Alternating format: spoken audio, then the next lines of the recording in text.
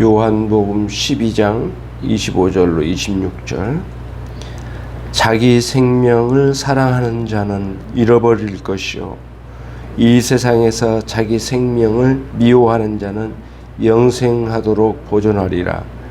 사람이 나를 섬기려면 나를 따르라. 나 있는 곳에 나를 섬기는 자도 거기 있으리니 사람이 나를 섬기면 내 아버지께서 저를 귀히 여기시리라. 아멘.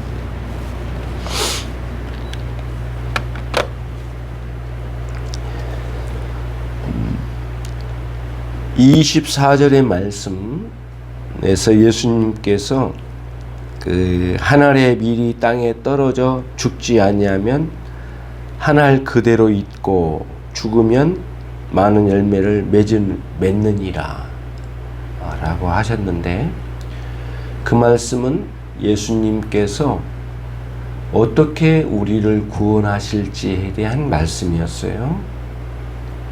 예수님께서 양들을 위하여 죽으리라 이렇게 말씀하셨잖아요. 선한 목자이신 주님이 십자가에 우리를 위하여 대신 죽으심으로 우리를 구원하실 말씀을 하신 거예요. 한 알의 밀이 땅에 떨어지는 사건은 십자가의 주님의 죽으심을 의미하죠. 그러니까 어떻게 우리를 구원하실지에 대한 말씀이었어요. 그렇죠? 그러면 25절과 26절의 말씀에서 자기 생명을 사랑한 자는 잃어버릴 것이요 라고 하는 이 말씀에서 구원받고 난 우리들의 삶이 어떻게 살아가야 할지에 대한 말씀이에요. 그쵸? 우리가 예수님으로부터 하나님의 미래에 떨어져 실제로 이제는 싹이 날 거 아니겠어요? 그리고 자라고 꽃이 피우고 열매를 맺을 거 아니겠어요? 그때 자라가는 방식이에요. 다시 말하면 우리로 말하면 우리가 구원받고 난 이후에 주님의 구원을 입어서 어떻게 살아야 할지 그 원리를 말씀해 주신 거예요. 그러면은 자기 생명이라고 하는 이 자기 생명은 쉽게 말하면 이 세상에 태어났을 때 우리가 가지고 있는 생명이에요. 또 비교를 하자면 예수님으로 우리가 구원받기 이전의 우리의 생명, 그 상태가 자기 생명이에요. 푸시케라고 하는 단어를 썼는데요.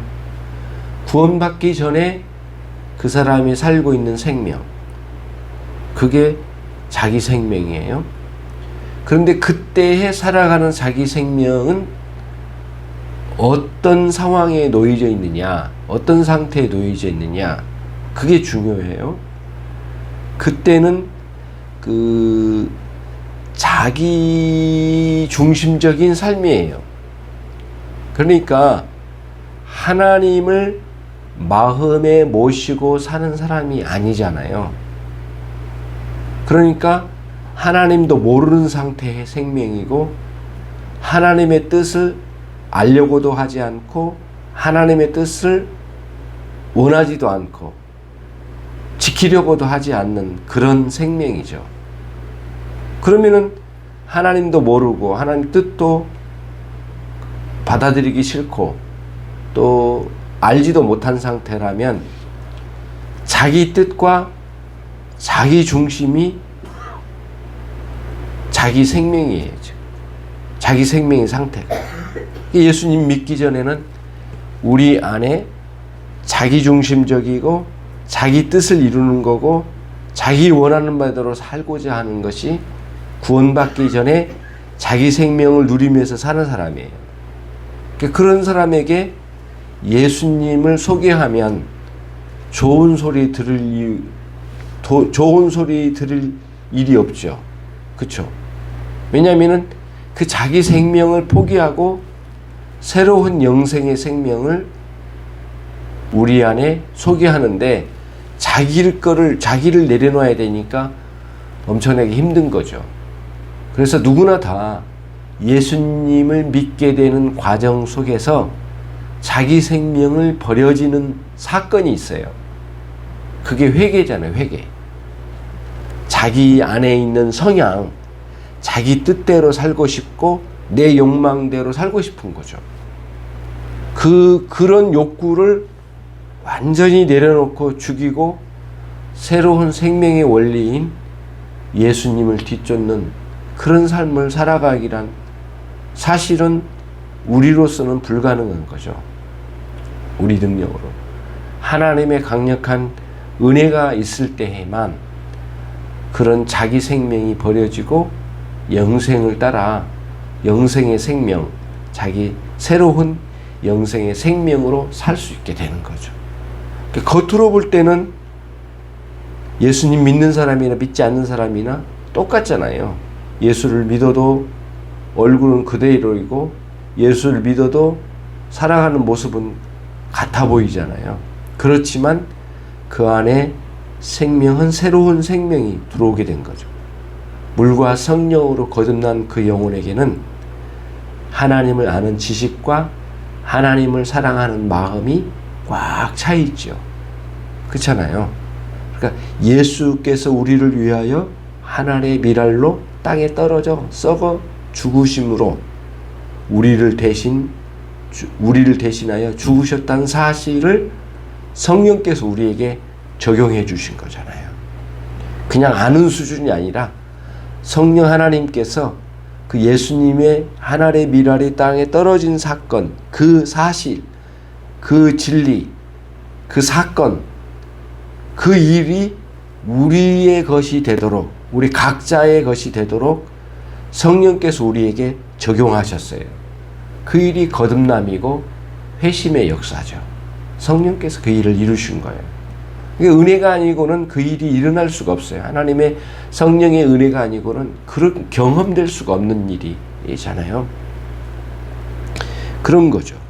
그래서 자기 생명을 살아간 사람은 아직 예수님을 모르는 사람들이잖아요.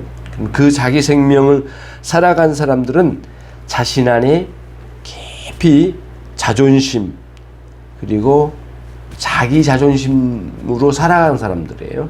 그리고 자기의 탐심 그리고 자기의 그 욕구를 채우는 자기 만족적인 삶을 살고 싶어하는 사람들이에요.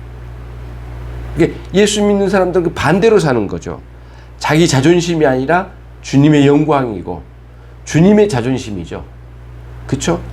그렇잖아요. 그런 거죠. 그래서 탐심 대신 오히려 배려와 사랑으로 내 이웃을 내 몸처럼 사랑하는 원리로 변화가 일어나게 되는 거예요. 어떻게 될 때? 예수님께서 우리 안에 들어오셔서 예수님께서 우리의 인생의 주인이 되실 때 그런 변화가 일어나는 거예요. 그러니까 이런 거는 이제 우리 안에 어떤 성향과 경향이 있느냐면 이런 거예요. 우리에게는 영혼이 있잖아요. 영혼. 그렇죠. 모든 사람의 영혼이 있어요. 근데 그 영혼의 중심부에 이러한 욕심과 탐심, 자존심으로 뚫뚫 뭉쳤던 우리들에게 놀라운 변화가 일어나기 시작하는 거예요. 주님이 오셔서 이 영혼을 거듭나게 하심으로 하나님 사랑과 이웃 사랑의 원리로 갈 수 있는 이런 변화, 이런 것들이 일어나기 시작하는 거예요. 그러니까 자기 생명의 원리로 살던 사람이 영생의 생명의 원리로 변화가 되니까 그러한 일들이 일어나게 되는 거죠. 자기 생명의 원리로 살던 사람에게는 그의 영혼이 죄를 향하여 가고자 하는 경향성이 주어졌어요. 경향이라고 하는 것은 어떤 존재가 그 존재대로 움직이려고 하는 것이 경향이에요. 만약에 이런 물건이 위에 있는데 이렇게 놓으면 떨어지잖아요. 그러면 이런 중력에 의해서 밑으로 내려오잖아요. 이 물건이 물건답게 이 무게만큼 떨어지는 속도와 힘으로 떨어지잖아요. 그렇잖아요. 그런 것처럼 사람 안에 있는 영혼도 거듭나지 않는 가운데 자기 생명의 원리로 사는 사람들은 그 자기 생명의 원리에 맞게끔 움직이고 싶고 가고 싶고 그런 갈망이 있고 그런 죄성이 있고 그러니까 하나님을 향해서는 가기 싫고 자기가 원하는 대로 가고 싶고 하나님의 뜻은 보기도 싫고 거역하고 싶고 마음에 들지 않고 그러니까 그런 이야기를 누구가 들려준다면 하나님도 싫고 하나님 뜻도 싫은 거예요. 그렇잖아요. 그게 거듭나지 않는 사람들의 영혼의 경향이에요. 경향. 예. 차는 달리다 보면은 쭉 달리다 보면 앞으로 가려고 하는 그런 그 힘을 가지고 있잖아요. 달릴 때에는 멈출 때는 그대로 있고자 하는 경향이 있고 그런 것처럼 우리의 영혼도 그런 움직임이 있는 거죠. 마음은 뭐냐면은 인간의 마음은 영혼의 기능이라고 말씀드렸어요. 기능. 영혼의 움직임이에요. 마음은 실존하는 게 아니잖아요. 실체로 있는 게 아니에요. 영혼이 실체로 있는 거고 영혼이 어떻게 움직이는 움직임의 모든 모양새가 마음이라고 그래. 마음. 그렇잖아요. 그 마음에도 그 움직임에도 성향이 있어요. 움직임. 자꾸 마음 씀씀이가 하나님을 향해서는 대적하고 싶고 내 마음대로 살고자 하는 것이 이 자기 생명의 원리를 따라 사는 사람들이에요. 그런 사람들은 예수님을 쫓아 살아갈 수가 없죠. 예수님을 따라갈 수가 없는 거예요. 그러니까 반드시 거듭남과 회심을 통해서만 예수님을 따를 수가 있는 거죠. 그게 이제 오늘 본문에 나온 거예요. 그래서 자기 생명을 사랑하는 자는 여전히 거듭나지 않아 자기 생명의 원리를 따라 사는 사람은 잃어버릴 것이요. 그렇죠? 잃어버릴 것이요.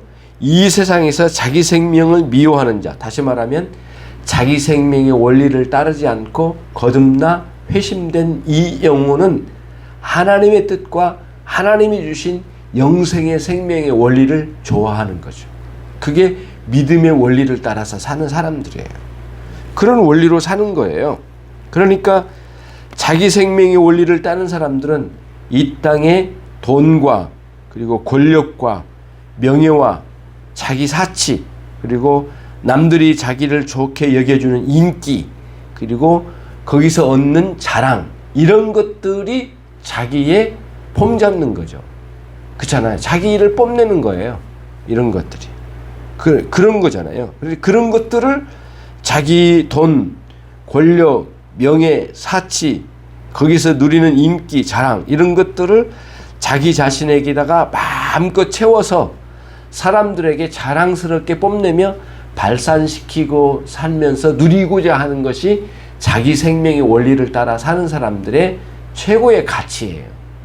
반대로 가는 거예요. 이제는 예수님을 믿는 사람들에게는 이미 준 우리에게 돈 이것도 우리가 하나님의 뜻에 따라서 먹고 사는 문제에 쓰이기도 하고 또 주변에 잘 누리면서 같이 함께하고 그러면서 자기에게 주어진 권력이랄까 이거를 추구하기보다는 만약에 우리에게 어떤 권력이 주어진다면 그 권력을 통해서 하나님의 뜻을 이루려고 하는 나름대로의 새로운 가치관을 가지고 살게 될 거예요.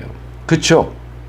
명예가 있어요. 그 명예가 아무리 중요하다고 하더라도 하나님의 영광보다도 중요하게 여기지 않아요. 자기 명예가 좀 깎이고 자기 명예가 실추되더라도 하나님의 영광을 위해서는 참아낼 줄 알고 견딜 줄 알고 감사할 줄 알고 오래 참을 수 있는 능력이 있는 거예요.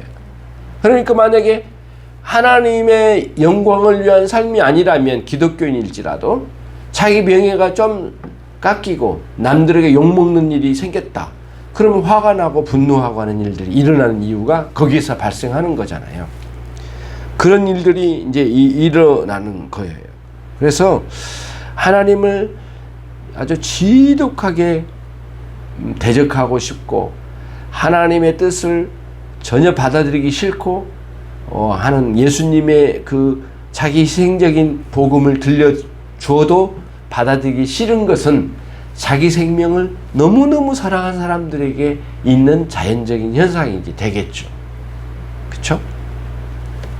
그래서 우리는 그런 이제 구원받고 난 이후에 우리의 생활은 그러면은 은혜 받으면서 자연적으로 하나님의 뜻에 따라 사라지느냐? 그렇지 않아요. 왜냐면 우리 안에는 그 부패하고 죄된 성향이 남아있기 때문에 자꾸 우리 안에는 예전에 살던 삶의 원리를 살고자 하는 욕구가 우리 안에는 남아있어요. 우리 안에.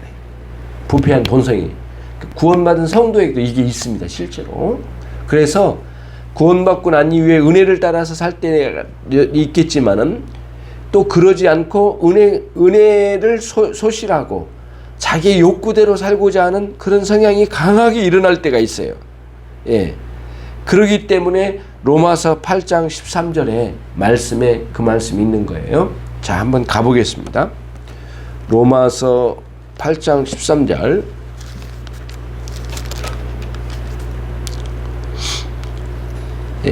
로마서 8장 13절에 보시면 너희가 육신대로 살면 반드시 죽을 것이로되 이렇게 돼 있거든요. 그러니까 로마서 8장 13절에 너희가 육신대로 살면 이라고는 아까 자기 생명의 원리대로 살 때, 예를 들자면은 신자가 되고 난 뒤에 옛날의 근성대로 살려고 할 때 반드시 죽을 것이라고 했는데, 이 죽을 것이라고 하는 건 뭐냐면은 영생의 원리로 살려고 하는 것이 약화된다는 뜻이에요. 우리가 육신적으로 죽는다 그 뜻이 아니에요. 너희가 육신대로 살면 반드시 죽을 것이로되 라고 할 때 그 죽음은 은혜로 사는 것이 약화된다는 뜻이에요. 그렇잖아요. 영으로서 몸의 행실을 죽이면 살리라. 다시 말하면 영생의 원리를 따라서 옛날의 몸의 본성대로 살던 그 행실이 약화될 거라. 죽을 것이다. 이렇게 말씀하신 거예요. 그렇잖아요. 사도 바울이. 무릇 하나님의 영으로 인도함을 받는 그들은 그랬잖아요. 하나님의 영, 성령님으로 우리 인생에 인도를 받으면 곧 하나님의 아들들이라. 그들이 하나님의 아들들이죠. 그렇죠? 너희는 다시는 무수한 종의 영을 받지 아니하였고 양자의 영을 받았으므로 아바 아버지라 부르짖느니라. 그렇죠? 성령의 인도를 받는 사람들에게는 아들의 영으로서 자유를 누리면서 은혜의 세계를 마음껏 구가하면서 사는 거예요. 근데 신자가 되었는데도 옛날 본성대로 육신이 끌리는 대로 옛날 그 자기 생명의 원리를 따라 살던 사람들에게는 자꾸 거기서 허우적거리는 거예요. 거기서 굉장한 고통이 있고 신자로서 살아가는 원리를 잃어버리니까 굉장히 힘들죠. 예. 교회 출석하는 것도 힘들고 예배 드리는 것도 힘들고 온통 힘든 상황이죠. 그러나 우리가 성령의 인도하심을 받아서 영생의 원리를 따라서 살아가는 삶을 살면 옛날에 영혼 안에 있는 죄된 경향성이 약화되고 거의 죽어가고 마음의 죄된 성향이 약화되면서 은혜를 따라 살아가는 삶이 원리가 있는 거죠. 이건 아주 굉장히 중요한 의미가 있어요. 그래서 로마서 8장은 성령장이잖아요. 성령님의 인도함을 받는 성도들은 옛날 본성을 죽이고 새로운 영생의 원리로 산다라고 하는 그런 말씀 우리에게 가르쳐 주신 거죠. 그 마태복음 10장에도 나와 있어요. 마태복음 10장 38절로 39절 말씀이 있는데요. 마태복음 10장 한번 가보겠습니다. 마태복음 10장 38절로 39절. 자, 또 자기 십자가를 지고 나를 쫓는 자도 내게 합당치 아니하니라. 이렇게 했거든요. 자, 자기 십자가를 지고 예수님을 따르지 않는 자도 내게 합당치 아니하니라. 이렇게 되어 있거든요. 다시 말하면 우리는 뒤집으면 이거예요. 우리는 각자 구원받은 성도로서 우리 각각의 사명이 있어요.